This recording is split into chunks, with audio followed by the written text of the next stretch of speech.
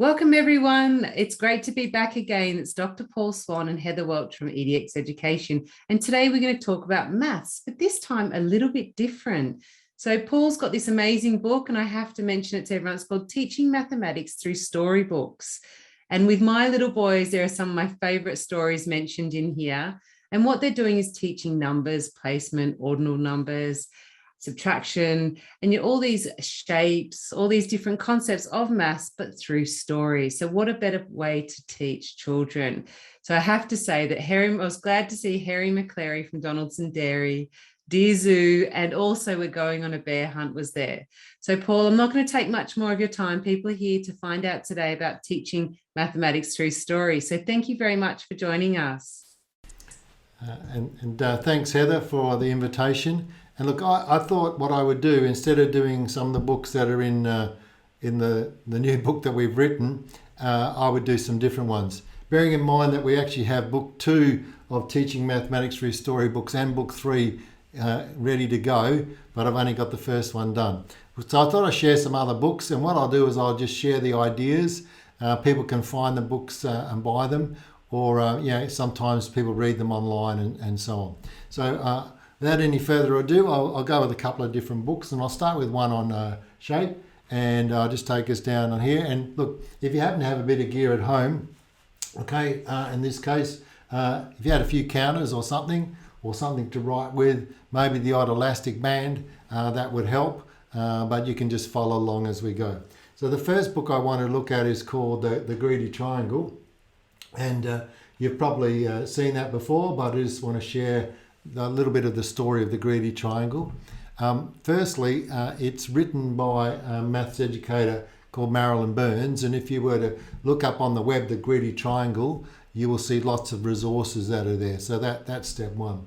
Obviously, it's about shapes, and so I just want to share a couple of elements of this book with you. I won't kill the book, and look, I should say, here's a very important point. Don't kill children's books by trying to inject too much mathematics in them. Let them enjoy the book, and out of the book, the mathematics will come. But here's the little story here, essentially, and I'll take us through it. It's a story about a triangle, and as the beginning starts there, it says, once there was a triangle that was, as most triangles are, always busy. But what was it doing? Well, it was holding up roofs, supporting bridges, making music for the symphony orchestra, you can see it just there, catching wind for sailboats, being slices of pie, halves of sandwiches, and much, much more. So what we're really seeing here is how children can identify shapes in the environment, and this has made it nice and clear. The illustration is wonderful in this book. Anyway, it talks about one of the favourite things it likes to do is to sit in place when someone puts their hands on their hips. But there's a bit of a sad part to this story. It says there, one day the triangle began to feel dissatisfied. I'm tired of doing the same old things, it grumbled. There must be more to life. And so the triangle went to see the local shapeshifter. Well, you can imagine, I'm not going to do any more of that story. You can buy it or read it yourself. But essentially, in that story, he goes to the local shapeshifter and says, well, if I just had one more side and one more angle, I'd be so happy. Well, the local shapeshifter then goes and turns him into, now it's a mathematics book, the mathematics is correct, turns him into a quadrilateral. So if you think about that, a triangle, tri means three angle shape, quad means 4, quadrilateral, 4 sides. And so then he goes through all the things that you can be as a quadrilateral. You could be a TV, you could be a door, you could be a window, you could be on a chessboard, and so on. Well, you can guess what happens as the book goes on. Gets tired of being a quadrilateral, then goes to be the next shape. Now the next shape, pent, is 5, and gon means angle. So we go back to the use of gon. Hexa, 6, gon.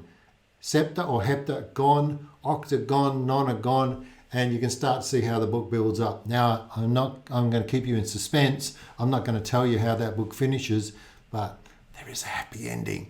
So that's one book that I thought was interesting. Now, this is about geometry. And look, if you wanted to play with triangles, you could, for example, at home, just use some elastic bands and start to make some triangles.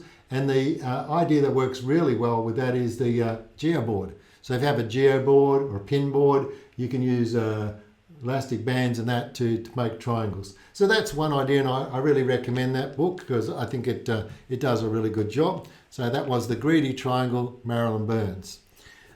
Here's a different book. It's 12 Ways to Make 11, which is, or to get 11. Very interesting book. I'll just talk it through a little bit in this sense. So there's the book. Once again, Eve Miriam is the author and illustrated by Bernie Carlin.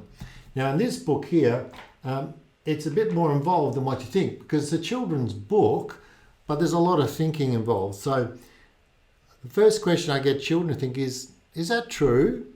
Are there 12 ways that you can make 11? Well, let's think of some ways, and then children start to think, well, okay, so I might use counters. So you notice I've got some counters here. There's 11 counters there. And if I was making, here's one way I could make 2 and 9, for example. So there's one way that I could make 11. Okay, I could make 3 and 8. And you start to see lots of different ways that you can make 11. Now that's pretty neat, but if we're talking about problem solving and reasoning, then just thinking about 2 parts, we want to extend a bit more. We want the child who thinks outside the square, so to speak. So, yeah, a child is succeeding if they're doing 3 and 8, but what if you did 3 and 2 and 6? That's another way to make 11. Or what if we did 3 and 4 and 2 and 2? That's another way to make 11. And suddenly you start to see that actually there's a lot more than 12 ways to make 11. It can go on and on and on and on and so forth. So once again, while the premise of the book is relatively simple, when you start to explore the mathematics, you can explore it at different levels. So remember, the first level is just pairs of numbers that total 11. But then later on, you could have 2 parts, 3 parts, 4 parts, 5 parts. You could even go 1 and 1 and 1 and 1 and 1. You start to see the problem solving side of that book. So that's why I wanted to just feature that book, because it's a little different in the sense that it looks really simple, and it's about this sort of addition idea, but it's a serious bit of problem solving if you wanted to pursue that. Now, a reminder, don't kill the book. If children just like the book itself, read the book and let them enjoy it. Eventually they have to get that sort of curiosity where they're thinking about what they're doing. So just bearing that in mind, 12 ways to make 11. Now I'll move fairly quickly here, but there's quite a few of my favourite books. In fact, I've struggled to get it down to about half a dozen. Here's a lovely book. It's called, you can see 100 Hungry Ants. I'll put it down on the visualizer so you can see it a little bit better. The illustrator and the author are mentioned there.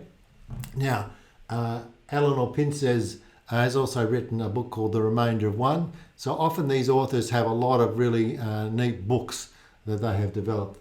This is really interesting book, and once again I'll give you the little synopsis. So there's 100 ants and they're heading off toward a picnic. They've heard there's some pretty good pickings, so to speak.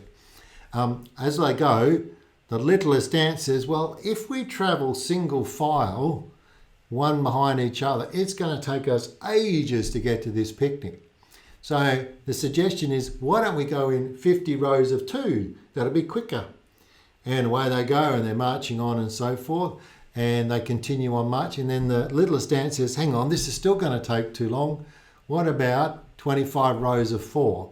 And eventually they get change and change and change until they get to a very special point where they get to 10 rows of 10, which is another way of 100. And I just want to show you that illustration. It's a very neat illustration in the book. You start to see there's their 10 rows of 10, and that's another way of showing 100. That's quite different to if we have the one big long row that's heading there, and away you can start to see, if you go in single file, it's going to take you a long time to get there as opposed to that. Now what's really neat here is that you're starting to get the idea of what's called an array. An array is fancy name for rectangle, but array is made up of rows and columns, and this has 10 rows of 10. Now there's also a couple other subtle clues in this book, and you'll just start to see them here.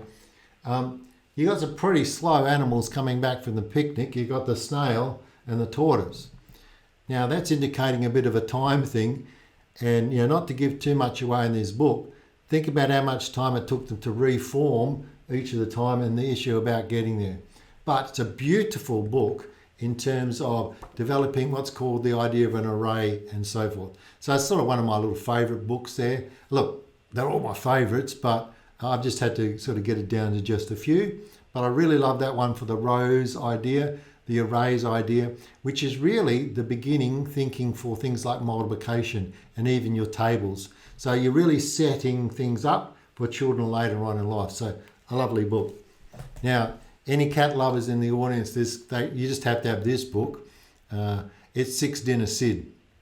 I love Six Dinner Sid. And once again, I'm not going to give away the whole book. Look, go out and buy it would be my recommendation. It's just beautiful having a lovely children's book. Even if you're not working with young children, you might have grandchildren or something, just well worth doing. So let me share an idea from this book. There's Six Dinner Sid. Inga Moore is the author. And what's really nice about this book is it focuses on six. Now I need to just tell you about Six Dinner Sid. Sid's a cat and he likes 6 dinners. So, you never really own a cat. Cats always own you.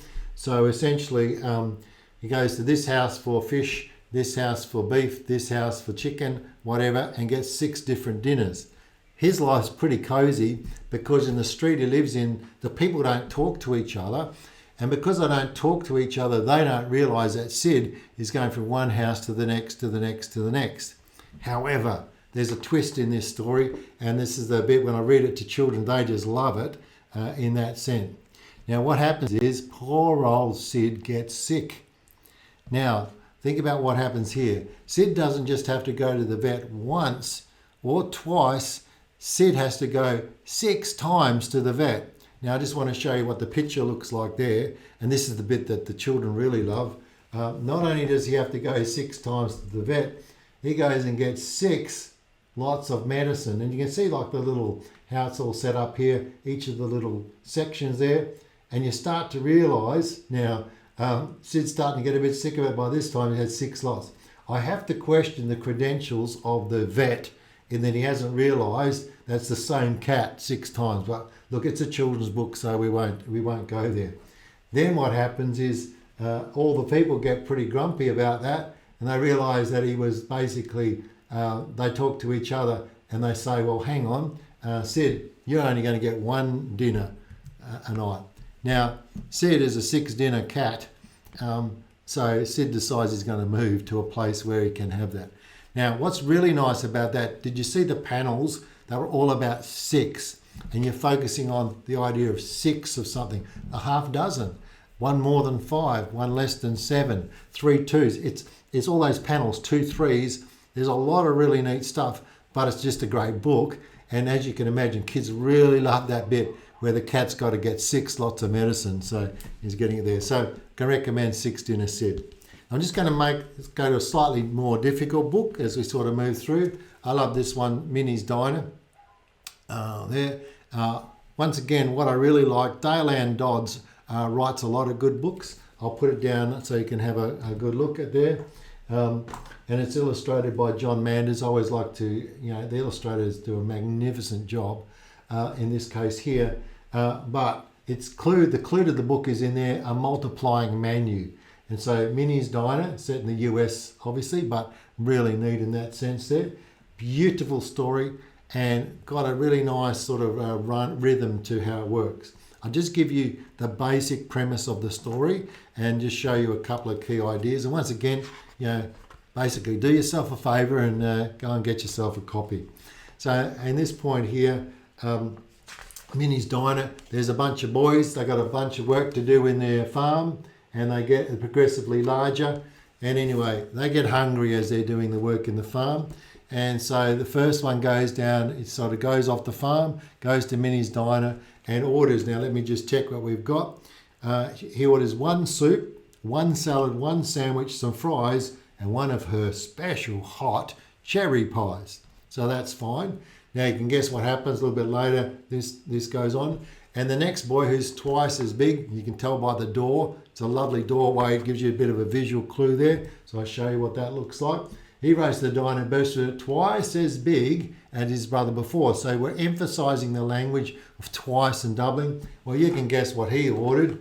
Okay, so he orders, he said, make mine a double. So he has 2 soups, 2 salads and so forth. So you start to get the idea of what's happening here. Now the next boy goes, the next boy, and each time the next one goes, they're double the size and we're doubling the menu. Well, finally we get to the father, and Papa he's called. Now I just want to read this sort of thing here. Anyway, this is how it goes. Back on the farm, Papa looked high and low, up hilly, down valley and across the plateau. Beautiful language in this book. Just so you can see it, I'll just put it here. There it is, look at that. High and low, uphill, down valley and across the plateau. The cow was not milked, the pig was not slopped, the gate was not painted, and the wood was not chopped. Well, whippity jiggers, said Papa McFay. What could have made those boys run away? Just beautiful alliteration there.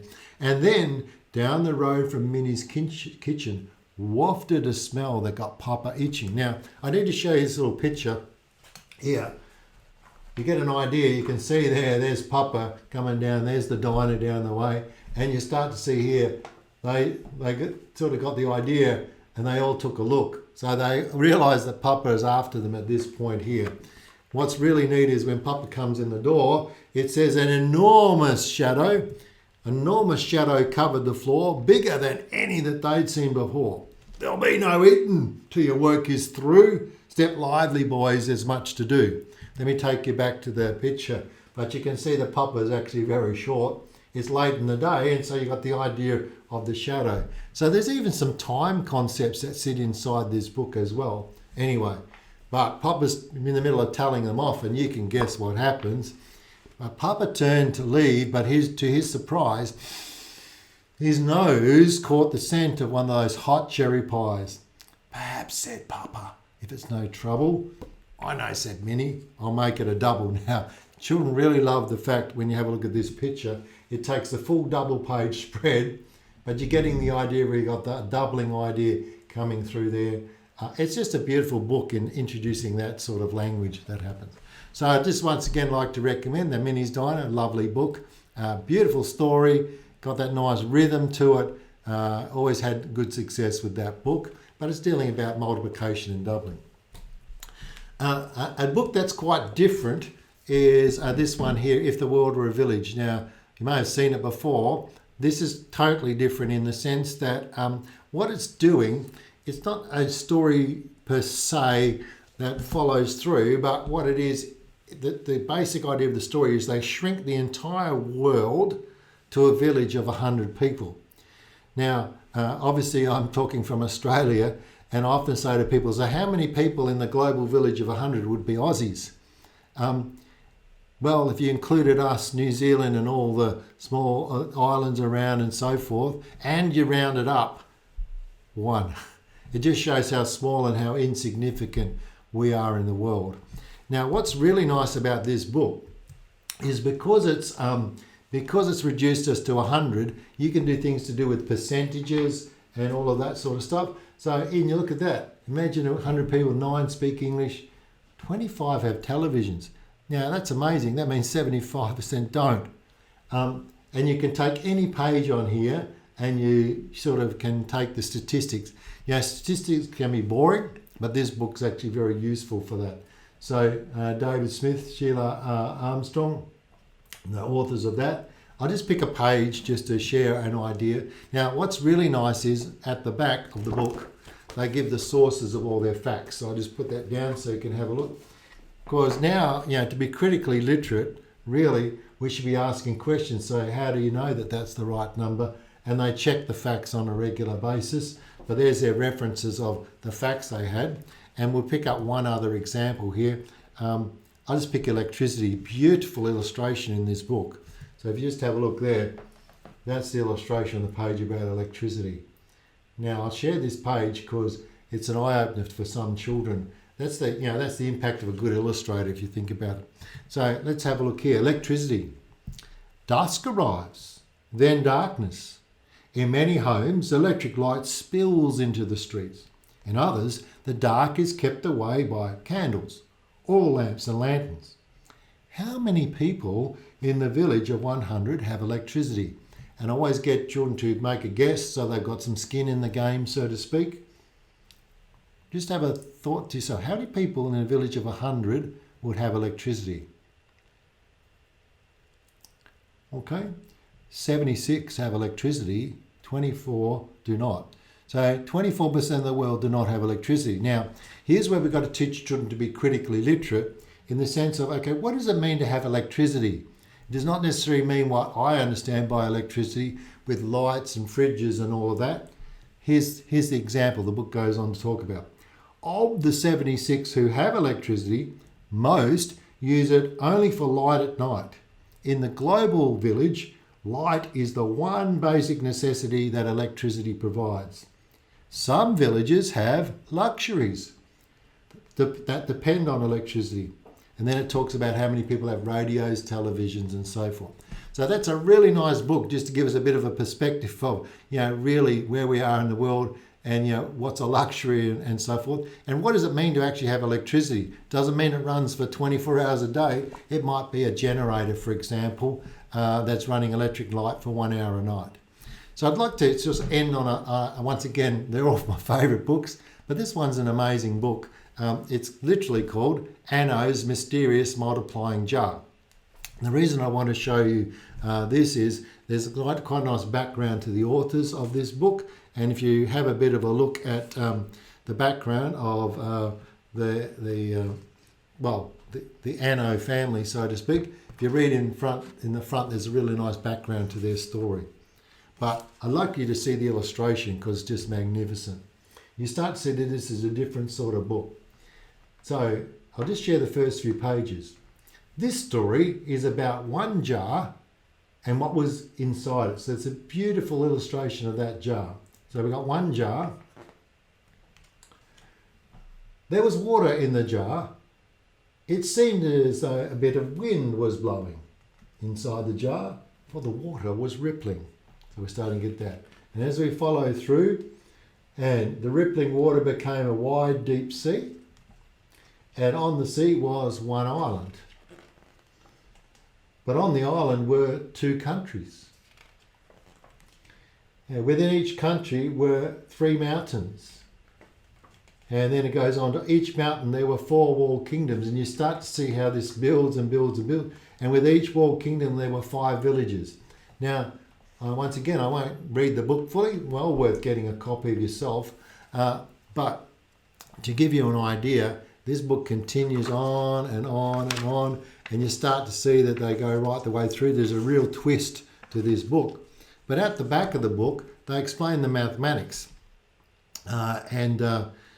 In here, the mathematics is unbelievable. It's multiple pages of it. So I'll just show you some of this.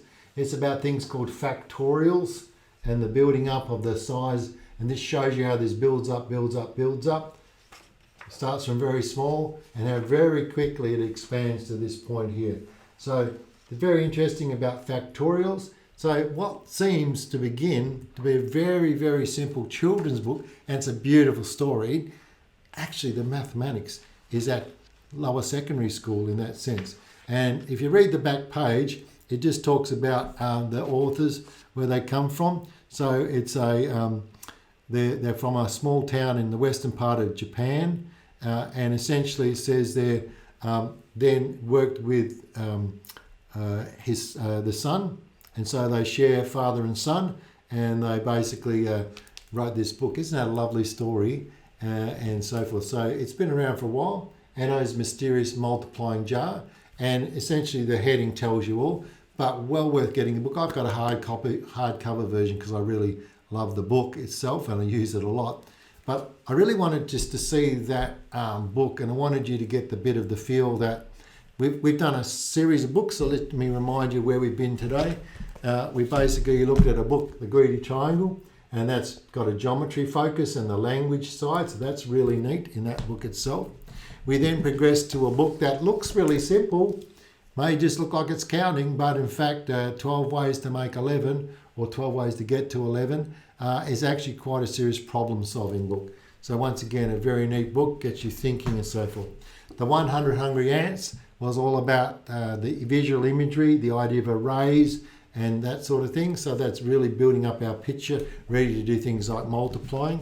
I just love 6 Dinner Sid. Much simpler book, but it's about the idea of 6 and how 6 can be split up and really gives you that focus there. Of course, I love cats, so that also is why I like that book. We then took you a little bit further to a book that's got a really nice story and a lilt to it, and that took us into multiplication and doubling and doubling and doubling. Same sort of idea that builds there. We then took a pretty, sometimes which can be a relatively sort of boring. I don't want any statisticians upset with what I just said, but it can be a bit dry and boring for children. But when you do this, you shrink to 100, you go to percentages, you can do pie graphs. Any page in that book is a lesson on its own. And finally, we just ended with a beautifully illustrated book from a slightly different perspective, but the mathematics in there is actually quite serious when you read the back of the book. So look, hopefully, Heather, we've expanded your repertoire. Not to say that Harry McCleary from Donaldson's Dairy isn't a really important one. It's certainly one that we talked about. I better give a plug for the book. The next one will have a blue cover. I've seen the cover, but it's not printed yet. That will have stories for older children. And then we're going to move to a third book that has stories for upper primary. So trying to give a few ideas to do that. And essentially in there, we've done a bit of work with children. So you'll see a bunch of quite often work samples in there. In fact, the front and the back of the book are some of the work that the children did. And that's what I love about this book. It's just, I like to have the children's work in it. So hopefully there's a few ideas, Heather, and you might have expanded your set of books that you can use now. Well, Paul, I've got the next stage that we can go to, especially for my children, indeed. But listen, I love the fact this is something I know that you've been very passionate about a long time, which is the language of mathematics. So it's bringing all those problems, but teaching them through stories. So I think it's a really important thing. So I even know with my older children that sometimes they find the language hard when it comes to those problems. They're very good at when it's just straight numbers, but then when the language comes in, it throws them out a little bit. So I think this is a really important concept, especially to teach at a young age, because they get used to the language, whether it's going to be exams or conceptualized learning, you don't know. So it's a fantastic thing. So thank you to you and your team for presenting that today. And if anyone's interested in this book, it is available through an ebook on drpaulswan.com.au's website. So Teaching Mathematics Through Storybooks will also link to it as well. So thank you very much. It'll be available on YouTube very soon, the webinar. Thanks very much, Paul. That's right. And I hope there's some new books for you to explore with your children. Absolutely.